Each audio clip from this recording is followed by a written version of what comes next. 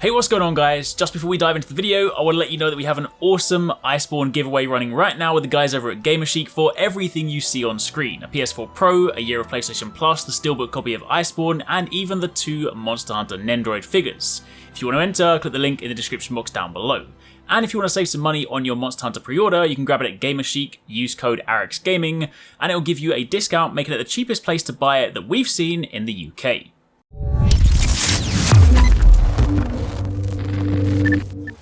Hey, what's going on guys? Arekkz here, welcome back to another video for Monster Hunter World Iceborne, and today I want to show you guys one of the coolest new armor sets, and that is of course from Velkhana. Velkhana is the flagship monster for Iceborne. It's an incredibly awesome new Elder Dragon. You'll see some gameplay of it in this video. You guys might have had a chance to fight it during the most recent beta just before launch, but when you actually get a chance to fight it in game and do the true fight, because the fight you did in the Elder's Recess, that is kind of just made for the beta. When you actually get to fight it in Hoarfrost Reach, it is a completely different experience. Such an awesome fight, and that final room, you know how like Elder Dragons get kind of crazy in the final room? It can get a little bit insane. However, that aside, what I want to do today is give you guys a chance to take a look at the armor, because there's a really interesting set bonus on this. There are some pretty good skills on it anyway, so generally speaking, this might be an armor set that you want to make regardless, but I want to specifically talk about the set bonus because it does some pretty cool things, and especially works very nicely with one of the new weapon changes in Iceborne.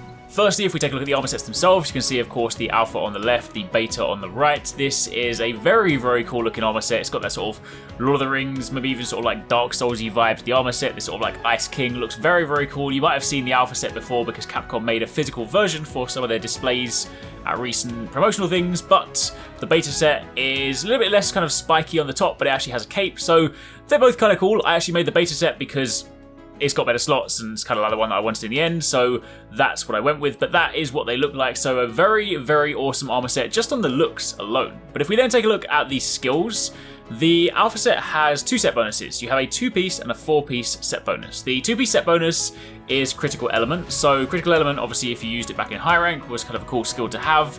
It is now on 2-piece Velkhana, so if you want that, of course you're going to want to grab at least a couple of pieces of this armor set. And that's that's the skill that increases elemental damage when you land critical hits. And elemental damage is a really big thing in Iceborne. They've buffed it massively, and elemental builds are definitely going to be really important, even down to like Chargeblade. Chargeblade elemental builds are no longer like the laughingstock of the Chargeblade community. They're actually going to be very potent, so do not sleep on elemental damage. However, what I want to talk about is the 4-piece set bonus, Frostcraft. An Aura of Frost builds when your weapon is sheathed, raising attack, wanes each melee hit or shot fired. Now this is a skill that can be used by any weapon, and if you actually look at this, when you go into, if I jump into the training room, you'll see that beneath the health bar, you have a brand new UI element. You might have seen this on the recent live stream that Capcom did when they went to fight Zenoga.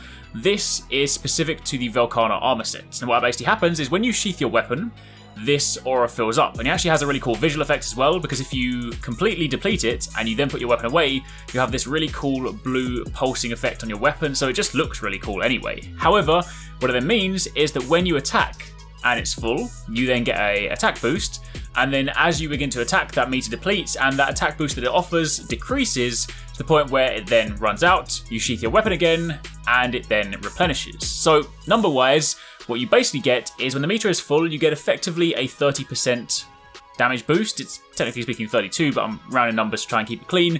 You're basically looking at a 30% damage boost at the top. Then once you've depleted the first bar, you drop down to a 15% damage boost. You drop down again to a 5% damage boost, and then when you drop down below and it actually grays out, it means it's no longer active, and then you're just using your base weapon damage. You can see the example here. I've actually used the Acidic Lavinous Hammer just because you stand still, it's got simple, heavy hitting attacks, and each of the attacks basically depletes the meter, so it's a good way to illustrate the decreasing or waning damage buff that you get from each of the subsequent hits. And again, you sheath it and it replenishes. However, what's really cool about this, and this one is specific to the longsword users, you guys know that new move you've got, the EI Slash, or specifically the Special Sheath? That counts as a sheath in the context of Frostcraft. So if you use your longsword and your mid combo, you wane through the meter, you pull off your spirit combo and you completely empty it, and you then go into the Special Sheath. This, if you time it correctly, can completely refill the Frostcraft meter, and you can then still get your attack out and you can do that mid-combo. So for longsword users, the flow for this is just incredible. You literally go through, you attack, you pull off special sheath, you wait for a few seconds for the meter to build back up, and then you go back out, continue attacking, and it just feels so awesome to do. So yeah, this is, without question, going to be a really fun thing to mess around with.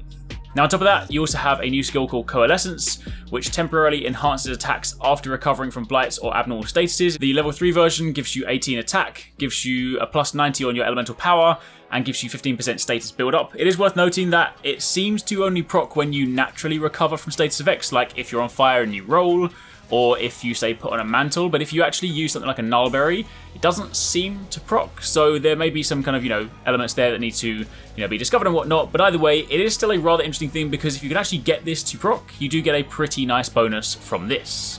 You also have Quick Sheath, which of course speeds up your weapon sheathing, which naturally goes nicely with the Velkhana Divinity, the 4-piece set bonus, that Frostcraft. You have level 3 Critical Draw, giving your draw attacks plus 100% affinity. Again, given that the whole weapon works around putting your weapon away, then even for something like the Greatsword, this too could be a very nice set. You then have level 3 Flinch Free, which prevents knockbacks and tripping, and of course increases some Kinsect Extract effects. And finally, you have Divine Blessing, which, while active, reduces damage taken by 30%. So all up, some very, very nice skills. Similarly, if you then go over and look at the beta set, you still of course have the set bonuses, you don't have Coalescence or a few things like that, but this is basically what you're working with. So really, really interesting. Now on the slot front, for those of you guys that are interested, the alpha set has a level 3 and a level 2 slot in the helmet, a level 1 in the chest, level 1 in the arms, level 2 and level 1 in the waist, and 2 level 1s in the legs. Meanwhile, for the beta set, you have that nice new level 4 slot alongside a level 2 slot. You then have a level 4 and level 1 in the chest,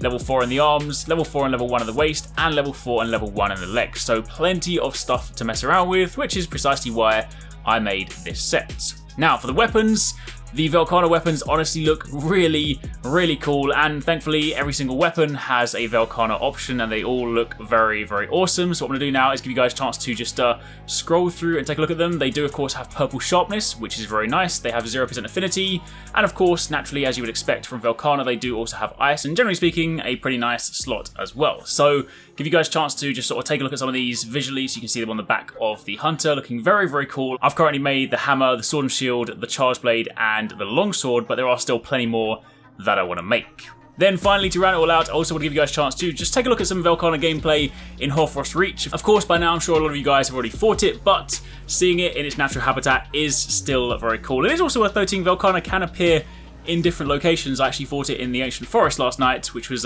rather interesting, but regardless, this will give you guys a chance to just see a little bit more gameplay. This was actually a squad hunt between myself, Socks, TDS Orochi, and also Herney, so shout out to the squad for that one. But hopefully you guys enjoyed this video. Be sure to keep it locked because we've got plenty more stuff coming your way.